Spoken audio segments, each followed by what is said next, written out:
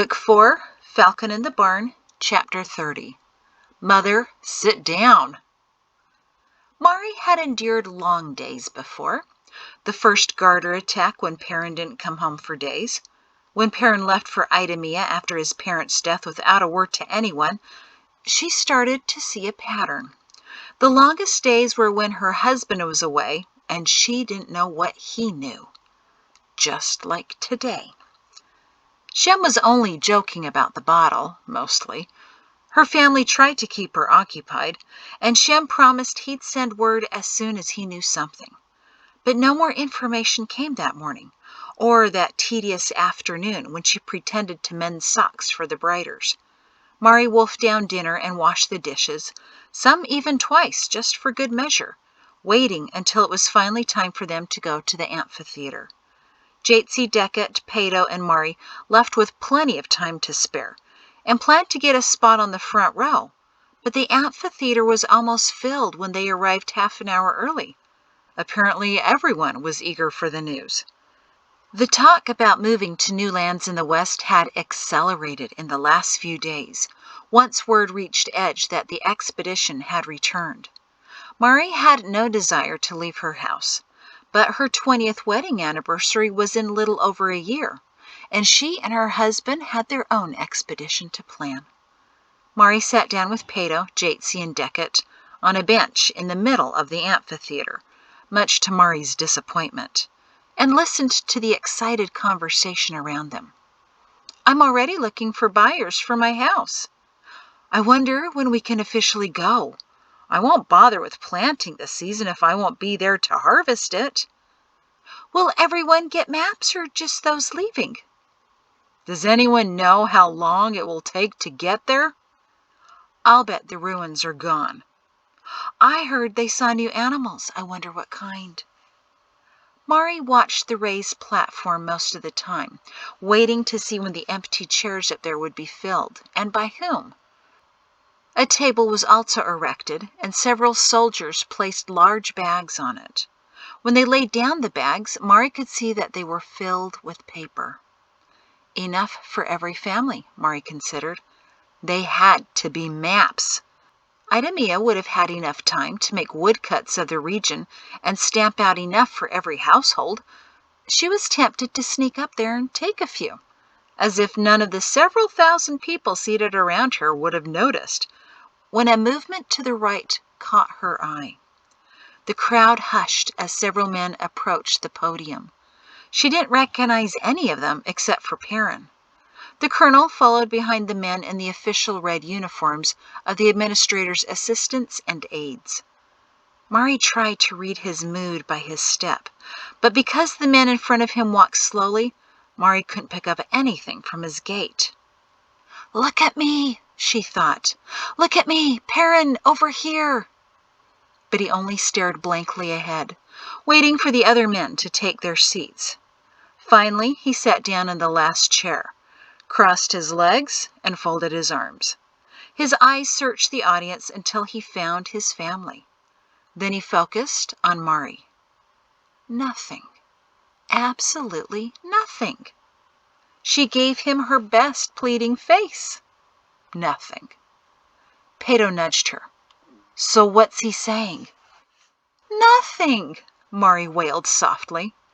Jatsi giggled. "He's better at this game than you are, Mother. His face is like stone." "I've seen him sit that way before, Mari. It's his 'nope, you're not getting anything out of me' position." Deck grinned. "He sat like that when I asked him what he got me for my birthday." Mari growled under her breath and stared back at her husband. She gave him a flirty wink, just to see if she could break his concentration. He gazed at her for another moment with no reaction, before looking away to the audience. "Oh," Mari thought with a pout, "he is good." The audience murmured as a thin man with a pointy nose and pinprick eyes got up, moved around papers on the table, then turned back to a seat for an additional stack of notes. He seemed to Mari that he was deliberately slow. Growing agitated, Mari repositioned herself. Perrin still refused to look at her. Finally, the man stood up at the table and cleared his voice.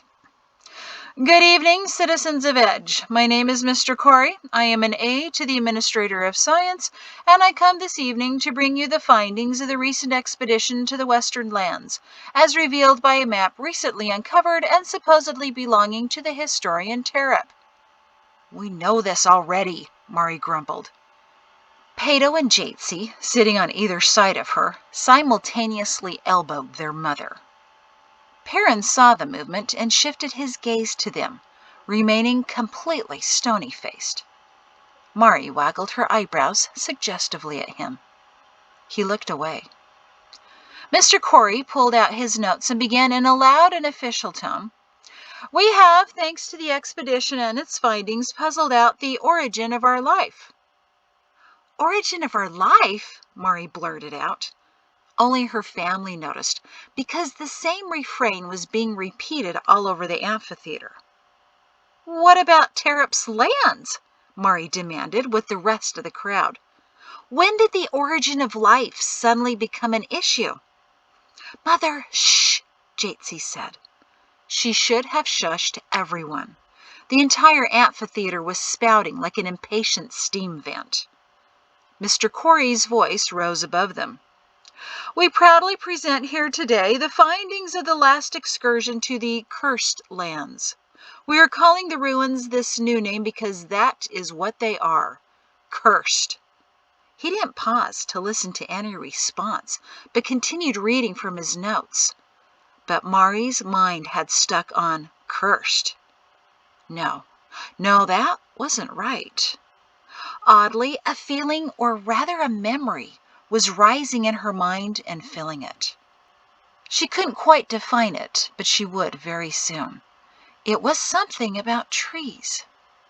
Shouts of protest woke Mari out of her momentary stupor, and Corey's unrelenting voice droned on loudly. We have concluded that the Cursed Lands were indeed once populated, but not by a peoples foreign to us, as we have always believed. They were, in fact, peopled by our ancestors. Yes, the memory in Mari's mind cried out. Yes, that's right. This elicited some gasps from the crowd, but Mr. Corey continued. Something happened to the land, either illness or a plague or disaster or a combination, to cause the people to leave. Those who survived were approximately 1,000. They traveled for days and came to this land which was covered with fertile soil, deposited from the volcano that lies under Mount Deceit. Wait a minute, Mari's thoughts churned. The memory began to shout, wait a minute, that's not quite right. These ancestors of ours, to keep their descendants from exploring the Cursed Lands, developed a new writing, a new language, and a new mythology to keep their children contented here. Never once did he take his eyes off of his notes. Their leader named himself the Creator, and was the mastermind of this effort until his untimely death 3 years after their move. The Creator dead? Mari looked around her frantically. Her children were dumbfounded. Her neighbors were stunned, and her husband on the podium showed nothing at all.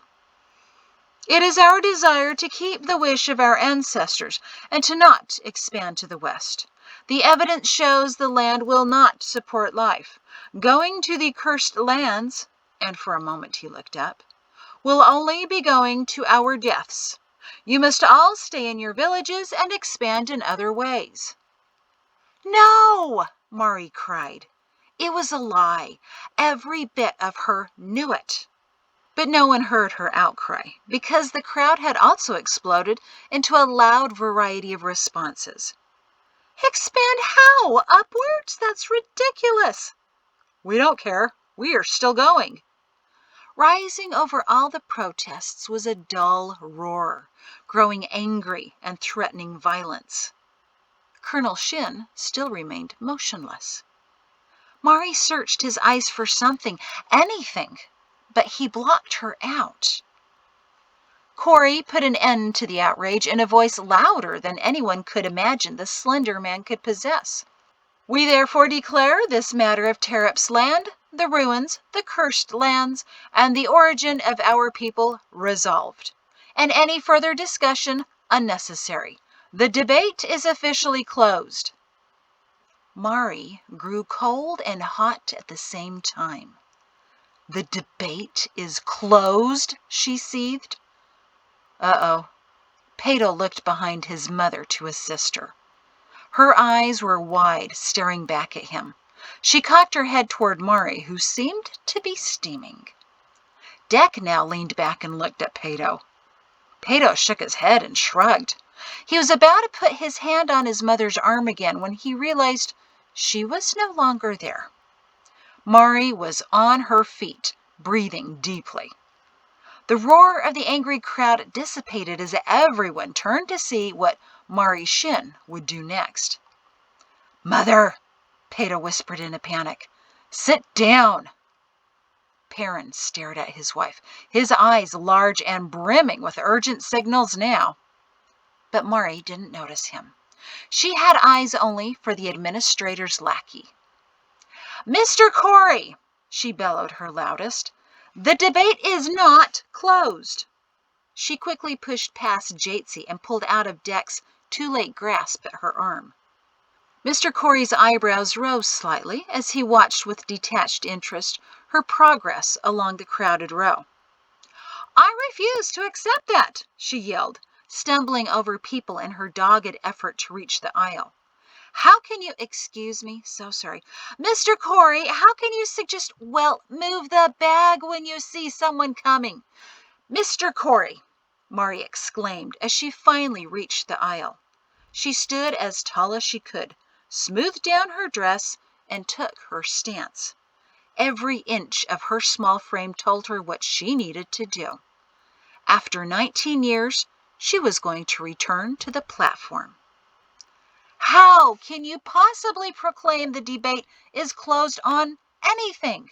Everything, and I mean everything, is still up for debate. The sky is not always blue and edge. Just look at it now. It's darkening to black." Mr. Corey's calm composure only infuriated Mari. "How quaint," he remarked, as if looking over an antiquated specimen. "You wish to challenge the greatest minds in science with your little homespun ideas." She wasn't going to be demeaned. "Yes, and with my belief in the writings, and with all that we've taught our children over the past 338 years. Tonight, you've changed everything we've ever known, and with evidence so new and fresh, we haven't had time to test it." "Now, I've read the writings, too," said Mr. Corey, with more than a hint of condescension. "They were a nice guide to help people along until they could help themselves. But now we know much more than we did 300 years ago.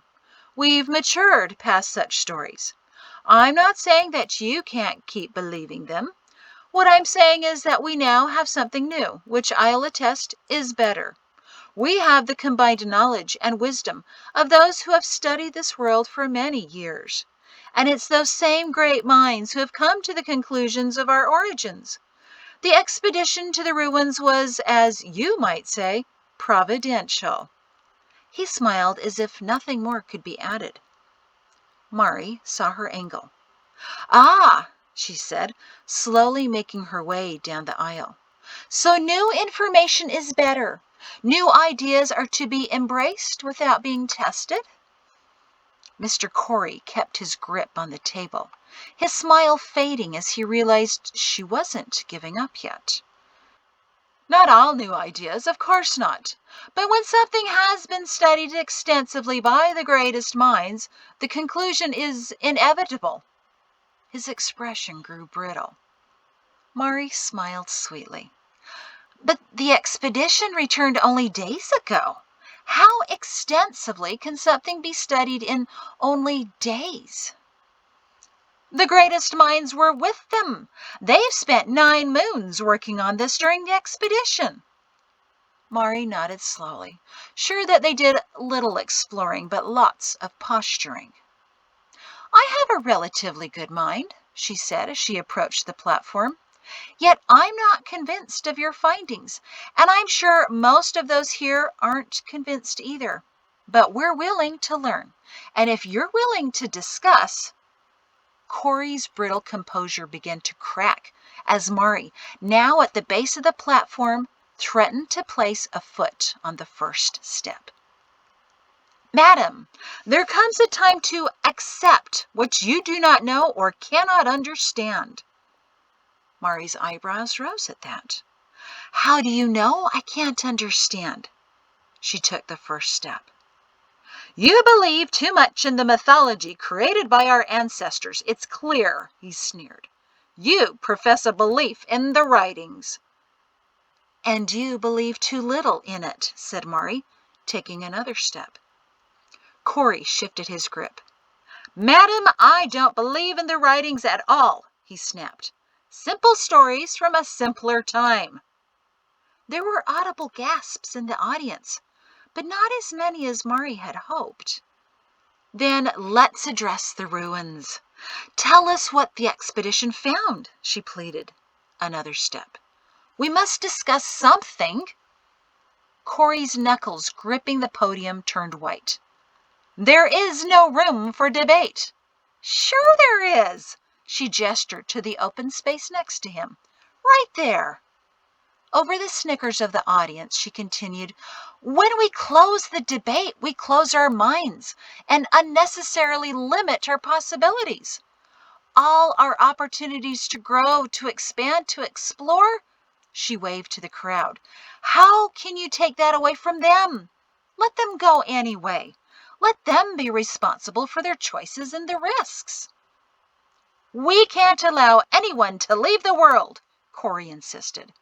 We'll send soldiers to guard the access points if necessary to keep this people safe. What if we don't believe the so-called cursed lands are actually cursed? Mari said, slowly ascending. They are. Our expedition suffered all kinds of hardships, and every man who entered the ruins experienced shaking, heart palpitations, difficulty in breathing. Mari tilted her head. Sounds like a serious case of cowardice, mixed with homesickness. It wasn't. There was also ample evidence that the pox originated from the ruins. Mari raised her eyebrows and hesitated on the stairs. Oh, really? What kind of evidence? Did they find little pox lying all over the ground? Evidence that you certainly couldn't understand but must accept. Mari's patience with the man's disdain was waning. I, for one, will not accept that. I cannot accept that. What if I don't want you to keep me safe? Why is that the administrator's responsibility anyway? If I want to leave, I should be able to. I won't ask anyone for help or rescue. But if you really want me to stay, she said, her tone growing frosty, you must prove to me the conclusions are correct. Another step. Madam, Corey boomed, you would do well to realize the debate is over. He emphasized each word with what he likely thought was intimidating rage. You're expected, as is everyone in the village, he glanced around, to accept the results. It's not the news we hoped for, I agree. The impact upon those lands by our ancestors was worse than we could have imagined. We cannot allow anyone there because the land needs to heal from the misuse of our ancestors and others who may have been there before. Others? Mari said with a hint of a smile. Corey took a deep breath. Yes, there may have been others besides our ancestors. The expedition found evidence of many different peoples. He didn't seem to want to say the words, but it was better than illegally debating the vexing woman creeping up the stairs. They gathered samples of more than 40 different styles of writing, which suggests this world has been populated for over 100,000 years. Now the gasps came, loud and from all over the amphitheater. Mari paused on the steps. Over 40 civilizations? Oh, Terep, she thought. Is this what excited you so much that they thought you were mad? So many different peoples. Mari took another step with so much energy she was surprised she didn't fly. Mr. Corey, this is fascinating. Let's discuss this. I have a theory. None of those were our ancestors, but other groups of peoples brought here by the Creator to also test their wills in the plan as stated in the writings. Another step. The writings have told us we're not the only ones, nor are we the last. So what if others were brought here? 40 groups so far, and each lived out their time for the plan. What if each group was here for, say, 500 years? That would mean that this world has seen civilizations for maybe 20,000 years, not 100,000. Or, she continued enthusiastically, taking another step, what if some of those groups developed more than one writing system? What if one civilization had multiple languages? Why, then their time of existences could be very different than either of our two theories. Maybe there was only one group before us, but with 40 different ways of writing. Corey spluttered and stammered. Mari was a flooded river of ideas, as she always was when she was on the platform. And how can we be so sure a disaster destroyed them? What if their end to the test came? Their last days? Did the expedition find any bones or remains? Any grave markers for millions of suddenly dead people? I doubt it. So what if those who came before us are just gone? And I've also wondered, why had no other civilizations settled here, in Idemia and Edge and other villages? Why did the others before us not take advantage of the fertile grounds here given to us by Mount Deceit? I imagine a volcano's eruption may be a fearsome thing to witness, but if it's all just smoke and ash, then a great abundance of black soil, as we've been taught by your good scientists. Mari was sure to give him a genuine smile when she said that. Why did no one else live here? Could it be that there are some things we still don't understand about how this world works? I mean, consider, we know enough, Corey bellowed, fully expecting his wrath to blow her off the platform. His complexion had turned from pink to bright red as Mari plowed on. But she didn't move. Oh, Mr. Corey, she said fervently, how can we ever claim to know enough? You need no more. I have here copies of the findings to be distributed to every family, and you will read the conclusions and worry no more about theories. You will all stay here where it's safe, where we can protect you, and you must not risk leaving. Mari's patience was spent. Why? She demanded. Then a thought struck her, so forcefully it nearly did blow her off the platform. It hit her stomach with a raw punch, while the rest of her body filled with angry heat. The barn, she gasped. Only Corey and the others on the podium could hear her.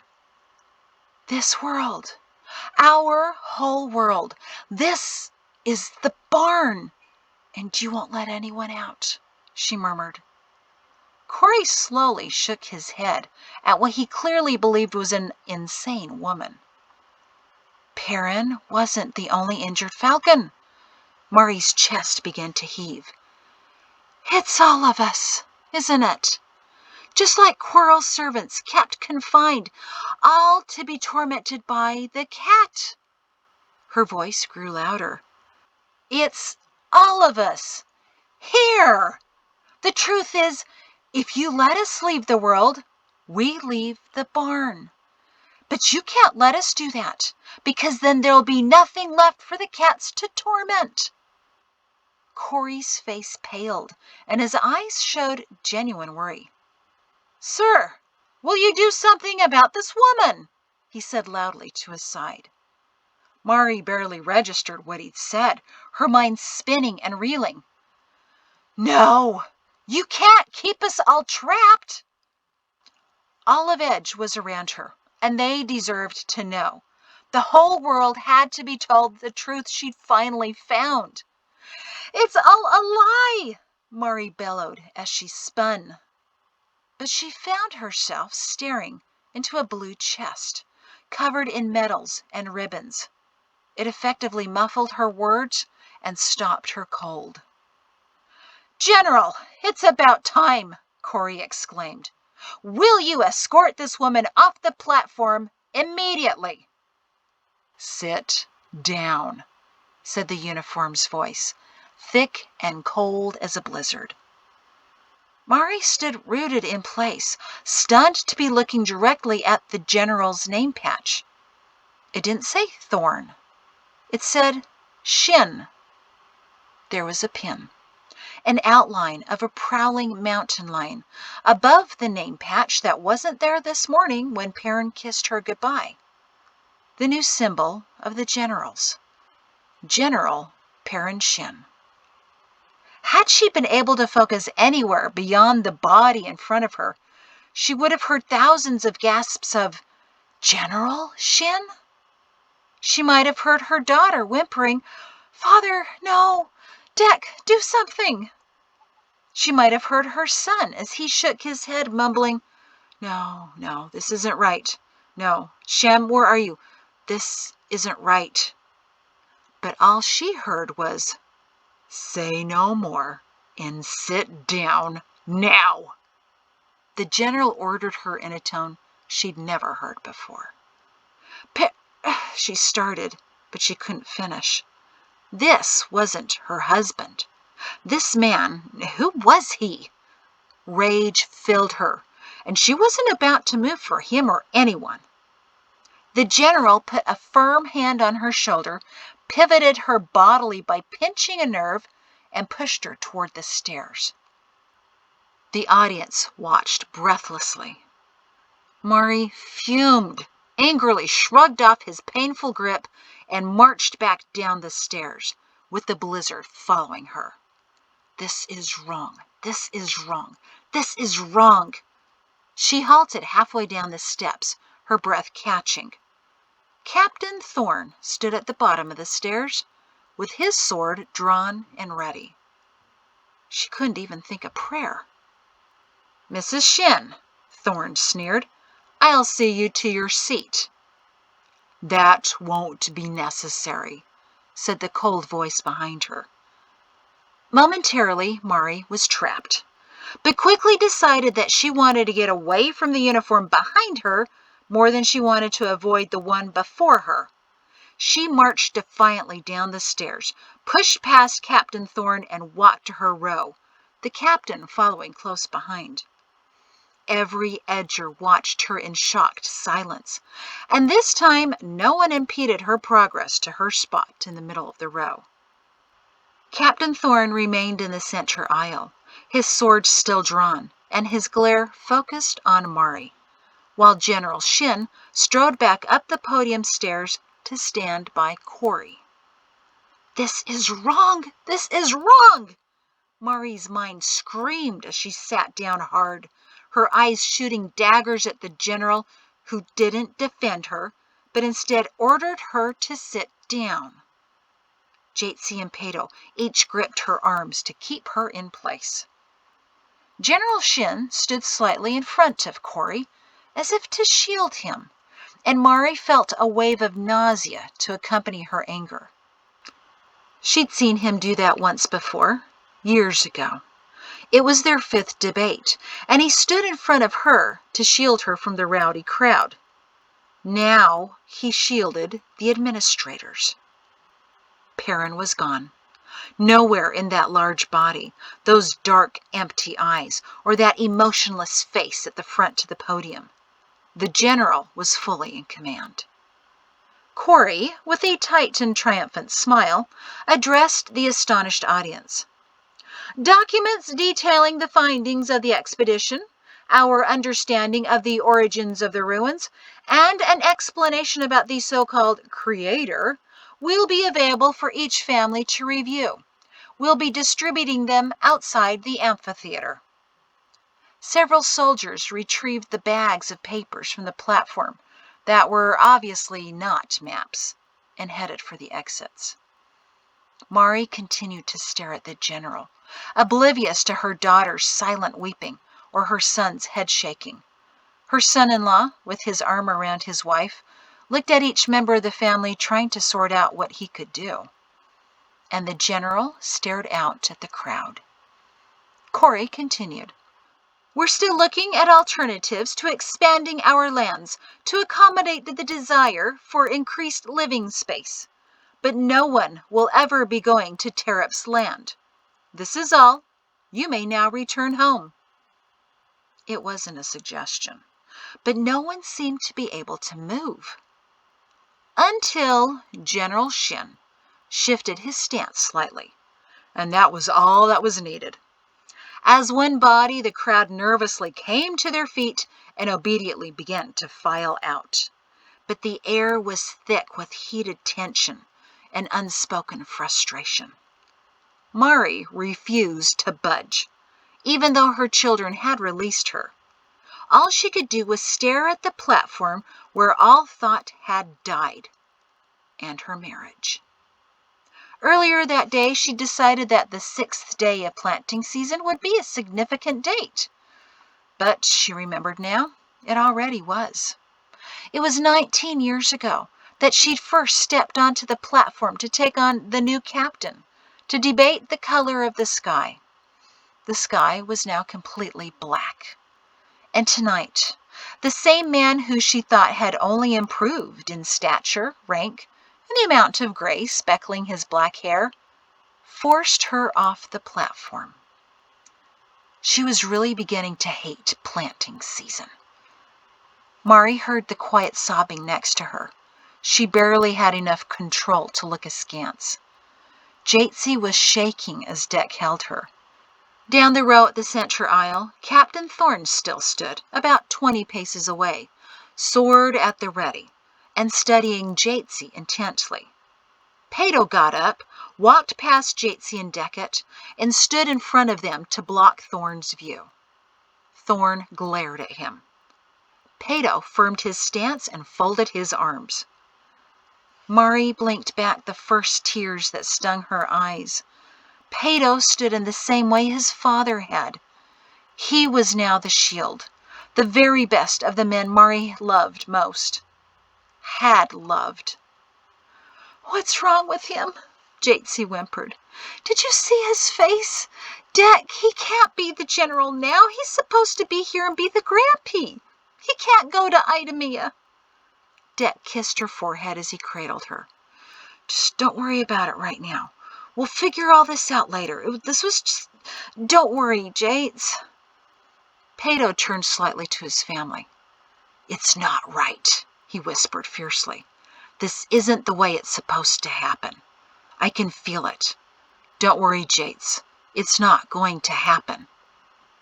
"It already has," Mari said dully. "Everything we believe and cherish has just been declared to be a made-up story. And the defender of this so-called truth is General Perrin Shin? Dear Creator, who I still believe in, how did we get here?" None of her children knew how to answer her. Pato, still facing Thorne, who was now motioning for another soldier to join him, searched the quickly exiting crowd. "Where's Shem? He always shows up." Deck looked around as well. "I think we could all use a little Shem right now." "He won't be here," Jatsi whimpered. "If Thorne's here," she whispered his name, "then Shem would have been left in charge of the fort. He doesn't know anything that's happened." Deck spied a dozen soldiers gradually converging around them. "Mari, I think you've made a few people uncomfortable." "That's why the Creator gave me this mouth and put me in this world," Mari fumed. "Making people comfortable is the work of the refuser." Pato pivoted again to place himself directly between Thorne and his family. The captain finished with the soldier who rushed off. turned back to Pato with an ugly smile. But Mari gazed only at the platform and sat defiant and firm. General Shin was speaking to a man in a red suit who gestured toward Mari. The general nodded, then, without even so much as a glance to his family, strode to the back of the platform. Mari felt the need to hit someone, preferably someone in a uniform. General Shin trotted down the stairs, doing his best to ignore the oak tree, the one she kicked 19 years ago, the one he tried to remove, the one he recently promised to sneak her back to some evening, but the oak loomed in front of him, refusing to be ignored. Still, he gave it only passing notice. He marched behind the amphitheater, scattering the citizens who were dutifully waiting in line for their documents. The general was like an inverse tornado, creating a large perimeter around him no one wanted to be near. The same words ran through his mind over and over as he plowed through the green. Genev's assistant had been very clear, telling him what needed to be done with someone like Mrs. Shin. Years ago, Hogel Denzil had cautioned his nephew about her, that she had the potential to become something quite menacing. For years he'd ignored the warning, or chuckled about that evaluation. But there was nothing funny about her outburst tonight. She'd fulfilled her destiny. General Shin felt the words in every step he took. Most dangerous woman in the world? This is the end. It's also the end of this chapter. Thank you.